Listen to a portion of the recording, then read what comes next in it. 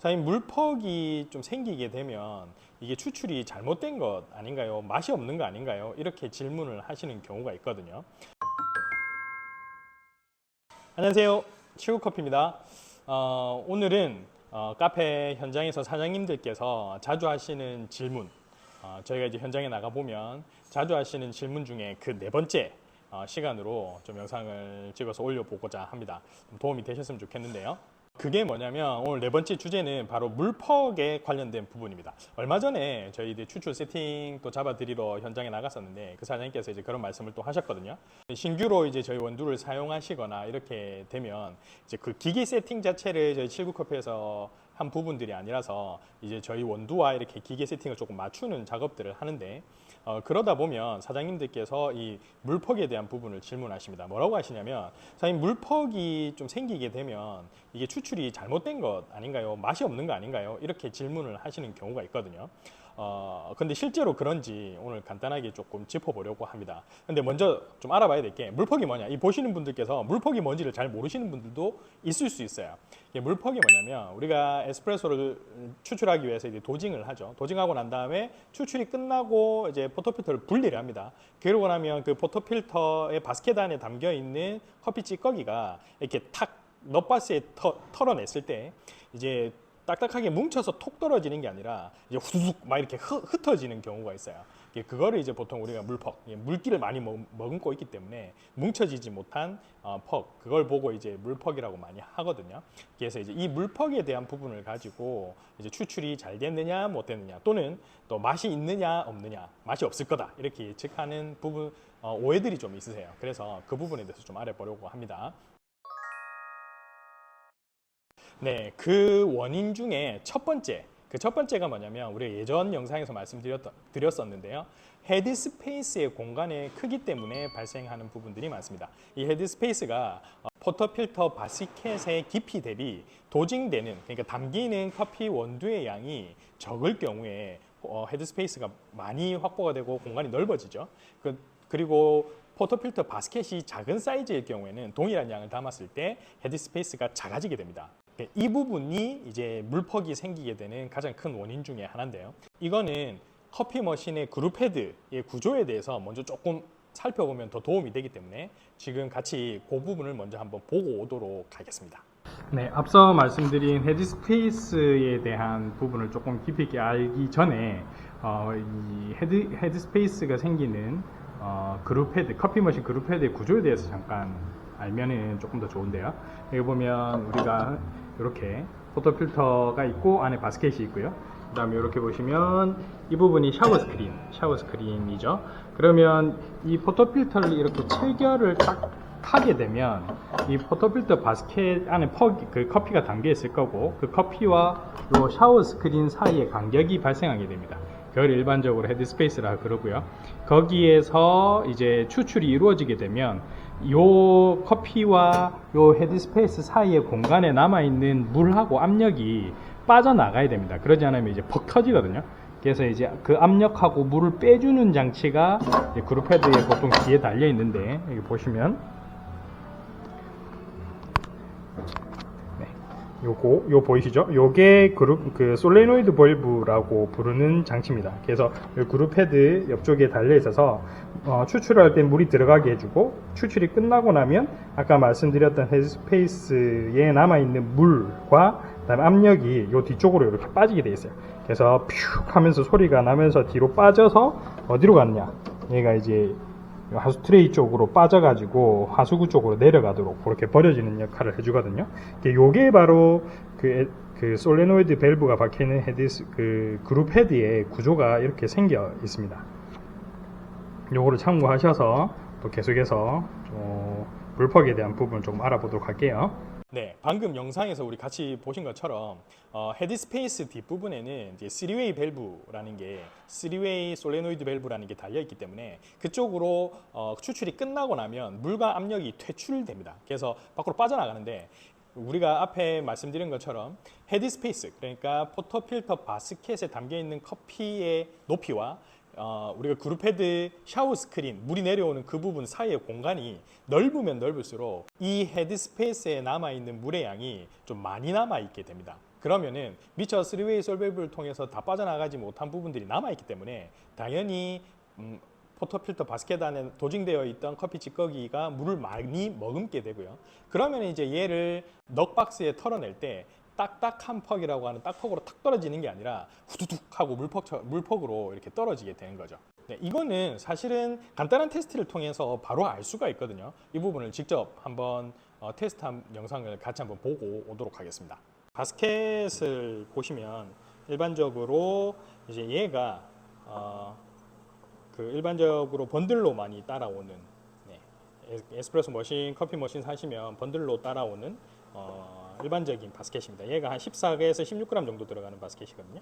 그 다음에 얘 같은 경우에는 21g 이상 들어가는 바스켓이에요. 바스켓 크기가 다르거든요. 옆에서 보면 높이가 다르죠. 그래서 담기는 양 자체가 다릅니다. 그래서 이 두 가지를 가지고 동일한 양의 커피를 담았을 때 추출하고 난 다음에 퍽이 어떻게 떨어지는지 한번 실험을 직접 보여드리도록 할 건데요. 동시에 해볼 거니까 얘가 이제 우리가 번들로 따라오는 거거든요. 먼저 이쪽에 띄우고요. 이제 용량 큰 거 보시면 아시겠지만 되게 크게 버스켓 자체가 되게 크거든요. 얘도 끼우겠습니다. 그래서 동일하게 우리가 18g을 담아 볼 거거든요. 그래서 18g 담고 테스트를 동시에 진행해 볼 거예요. 자, 시작하도록 하겠습니다. 먼저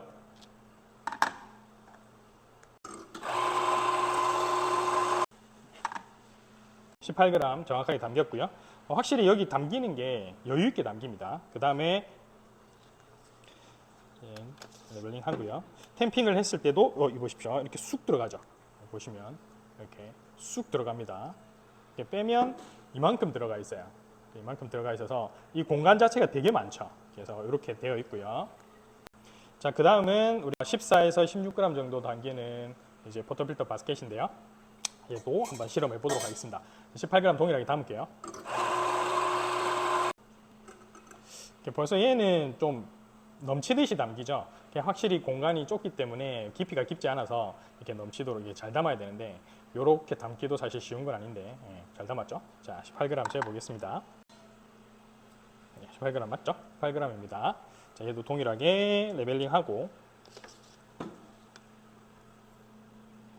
보면 얘 같은 경우에는 많이 안 들어가요. 그래서 많이 안 들어가서 확실히 위로 이렇게 많이 남아요. 그만큼 공간이 적겠죠? 공간이 좁습니다. 아까 그 20g, 21g 이상 들어가는 것 같은 경우하고 확실히 다르죠. 이쪽으로 이렇게 준비가 되어 있어요. 뭐 당연히 추출 시간은 다를 거예요. 왜냐하면 헤드스페이스가 많고 적음 그런 거에 따라서 추출 시간이 다르기 때문에 그거에 대한 이야기는 오늘 하는 게 아니라서 일단은 추출을 동시에 진행해 볼게요.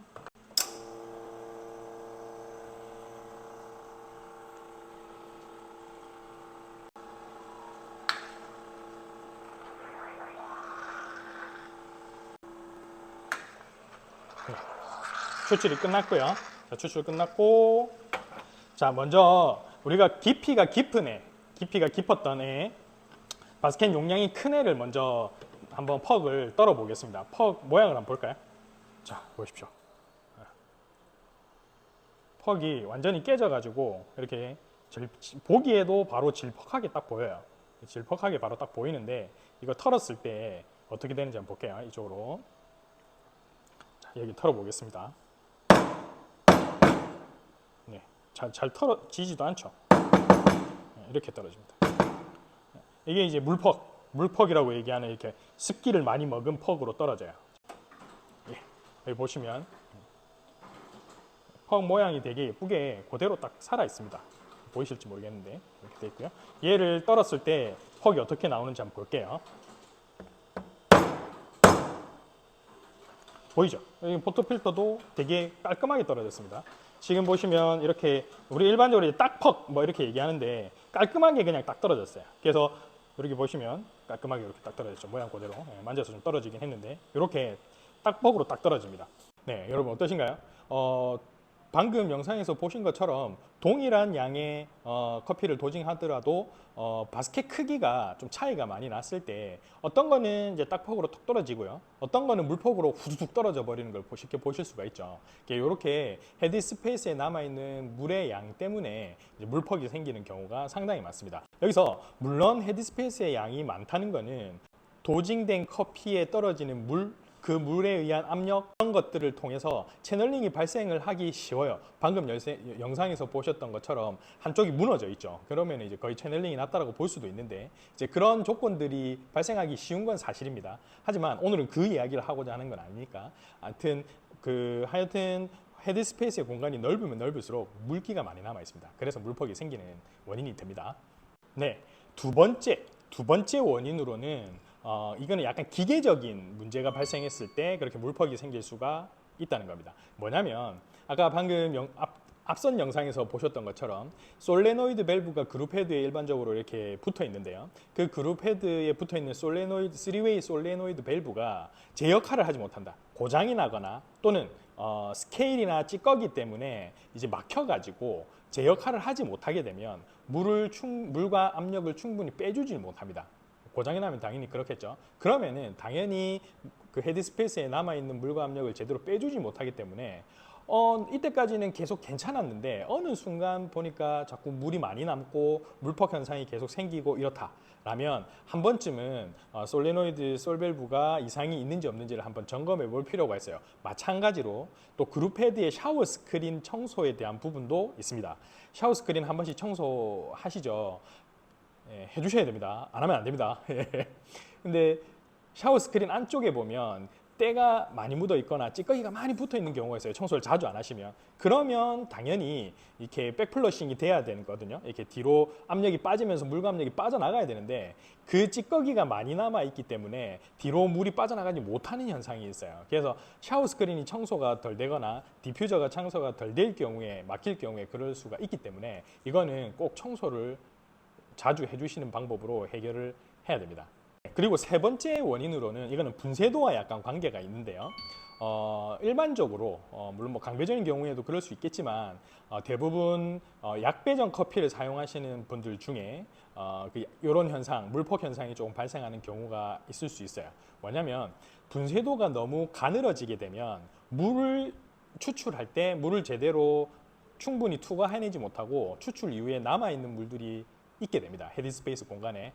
그래서 이제 백플러싱을 하더라도, 그러니까 3웨이 솔밸브를 통해서 물과 압력이 퇴수가 된다 하더라도 이제 남아있는 물기가 많이 남아있게 되고, 그러면 커피 찌꺼기에 물을 많이 머금게 된다는 그런 부분들도 있을 수 있거든요. 그래서 분쇄도가 너무 가늘 경우에 이게 결국에는 나중에는 이제 채널링하고 연관되는 부분들도 있긴 있습니다. 그렇지만 분쇄도가 가는 경우에 이런 현상이 발생할 수 있어요. 그래서 특별히 매장에서 약배전 커피를 쓰시는 분들, 뭐 약배전 커피라서 무조건 물퍽이 생긴다 뭐 이런 거보다는 약배전 커피는 대부분 다 추출 수율을 좀 높이기 위해서 향미를 잘 끄집어내고 그 안에 있는 성분을 잘 끄집어내기 위해서 분쇄도를 가늘게 하시는 분들이 대부분입니다. 많거든요. 그래서 분쇄도가 약배전임으로 인해서 수율을 높이기 위해서 분쇄도를 가늘게 하니까 그래서 헤드스페이스 공간에 물이 많이 남게 되는 그런 현상이 생길 수가 있어요. 그래서 내가 쓰는 원두의 배전도도 한번 체크를 해볼 필요가 있습니다. 그럼 물퍽이 생기면 커피가 맛이 없는 거 아닌가요? 이런 질문들 혹시 해보신 분도 있으실 수 있을 것 같아요. 그런데 이거는 정답이 없습니다. 물퍽이 생긴다고 맛이 없는 것도 아니고요. 물퍽이 생겨야 맛있는 것도 아니에요. 반대로 딱퍽이라고 맛있고 딱퍽이라고 맛없고 이거는 전혀 관계가 없습니다.